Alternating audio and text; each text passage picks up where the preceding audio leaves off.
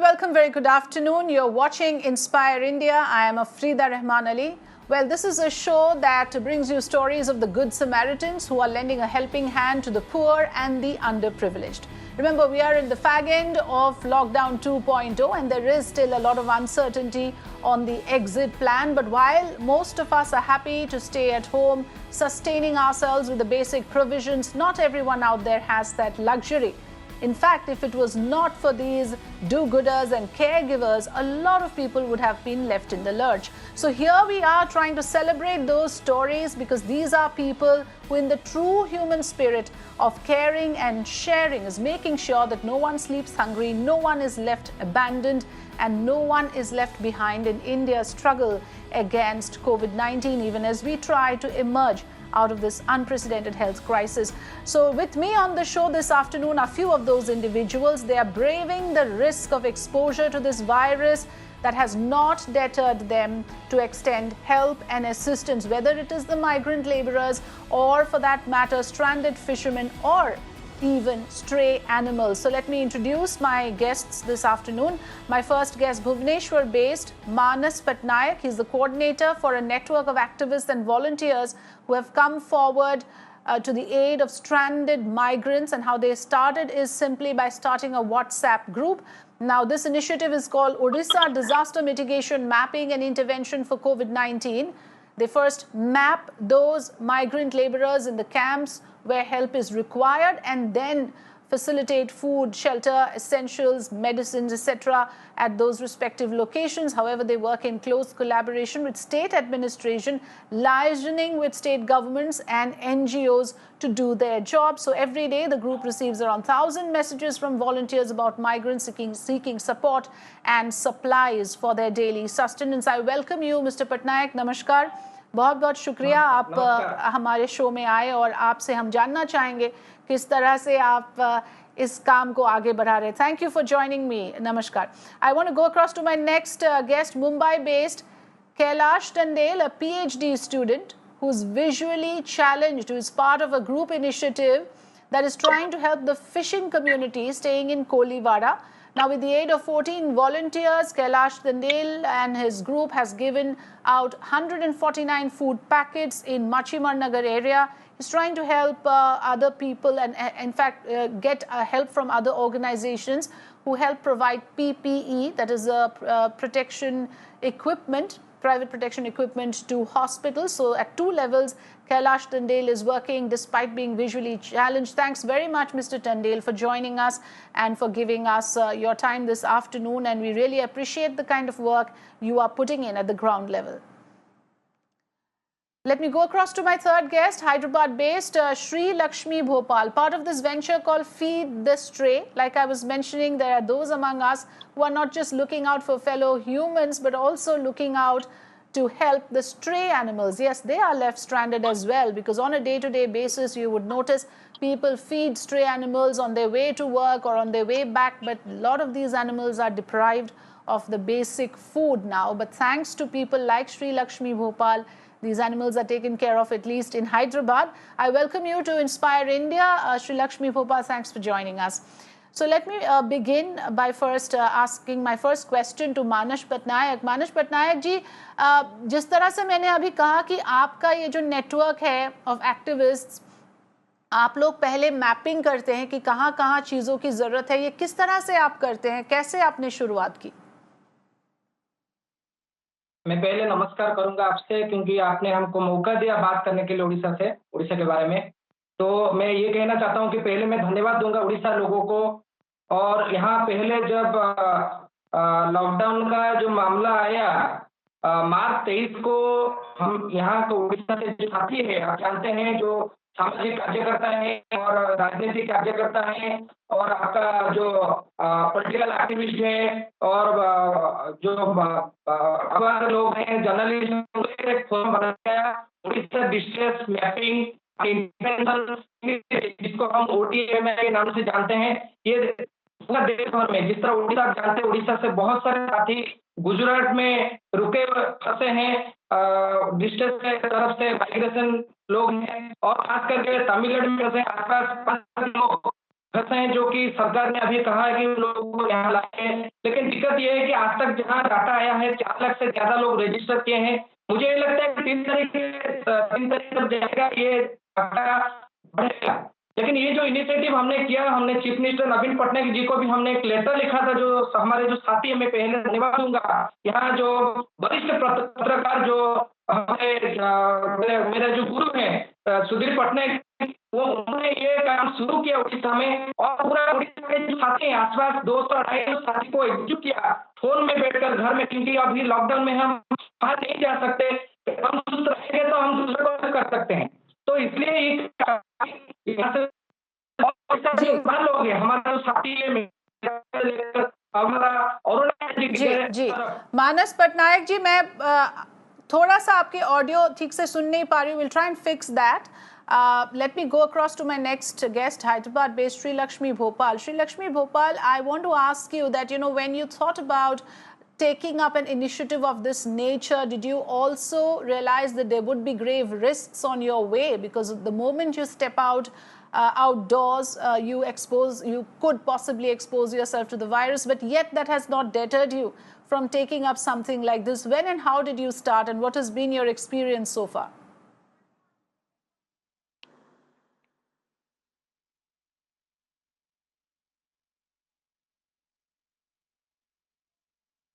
Srilakshmi Bhopal, can you hear me?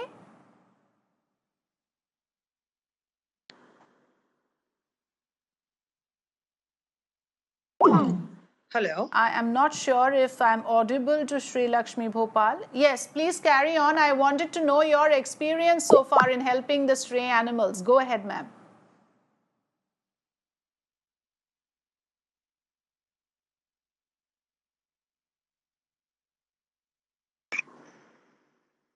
Hello.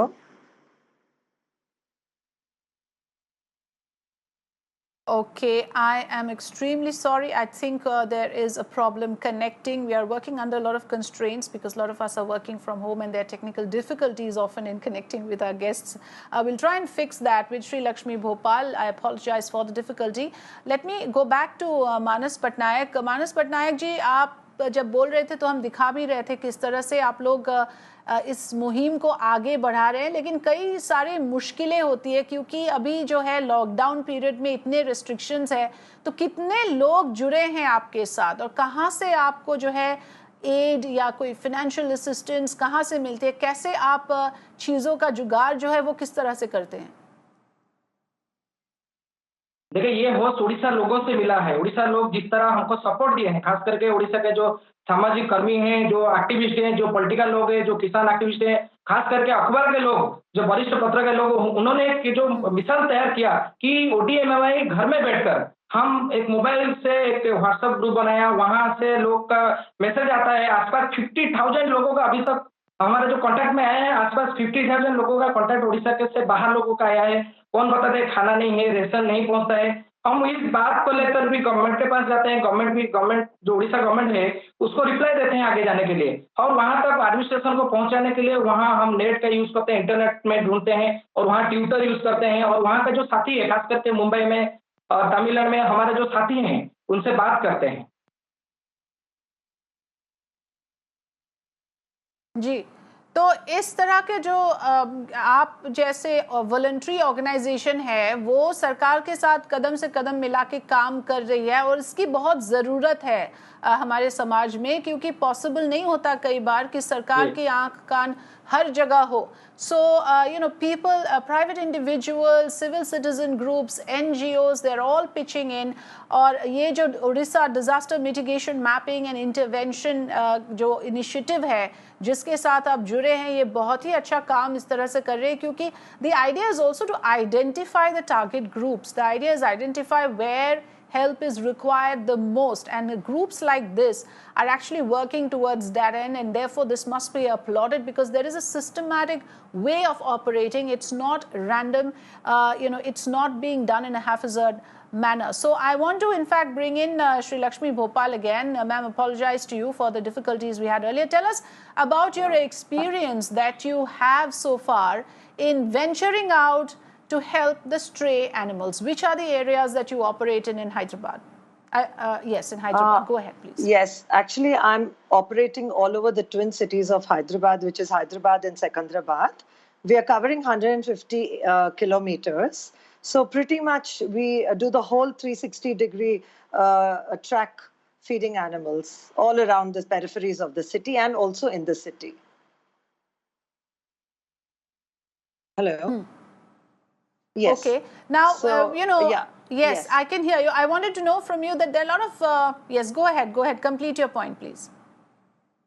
No, so I started this Feeders Tray initiative because I was seeing that, all the restaurants and the food carts and the whole complete IT culture had brought in so much of fast food, and food was available for these animals 24/7.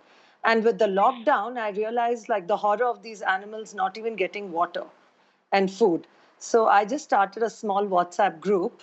And today we are at a platform where I'm feeding from 2,500 to 5,000 animals, which includes cows, monkeys, birds, dogs, and abandoned stray dogs. And that has become a big issue in Hyderabad with the fear of corona. When we go out to feed animals, we are finding all lovely bred dogs, pets on the streets, because people have suddenly started fearing corona being transmitted from animals. Hello? Yes. Can you hear me? Yes, sorry, I didn't hear you. Anything I could hear you. Yes, carry on. Yeah, so then there was an NGO. So you were saying that, yes. Yeah, go ahead. Hello? No, you were saying that there are misconceptions, there are myths that need to be busted. People are fearful that COVID-19 can be contracted from animals. So during the process of serving these animals, are you also trying to bust those myths, which is extremely important, that there should be right information? And a lot of these misconceptions are actually leading to animals getting deprived of their sustenance. Yes. Actually, we have been making a lot of appeal to the TV and the newspapers because World Health Organization, had already issued a circular before coronavirus became so virulent, because they knew that animals would be at the giving end of this virus. And I have given a lot of interviews, and also media. We've made media aware of this fact, that to break the myth that it is human to human transmission and not animal to human transmission. So your pets at home, cats, dogs, cannot give you coronavirus, but if you are corona positive, you can infect them.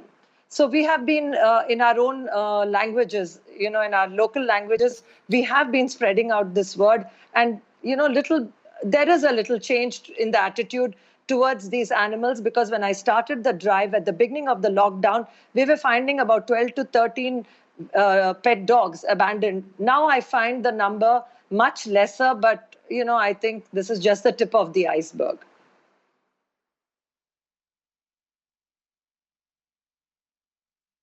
Right, this is just the tip of the iceberg, and yet this must be appreciated, because like they say, every drop makes the ocean. So even a small difference, a small change makes a big difference, and you're leading the way, and that inspires many others to make similar efforts. And this should be an example, because obviously it's not easy, there are hardships along the way, but yes, it's important for somebody to take the lead, which you have done very well.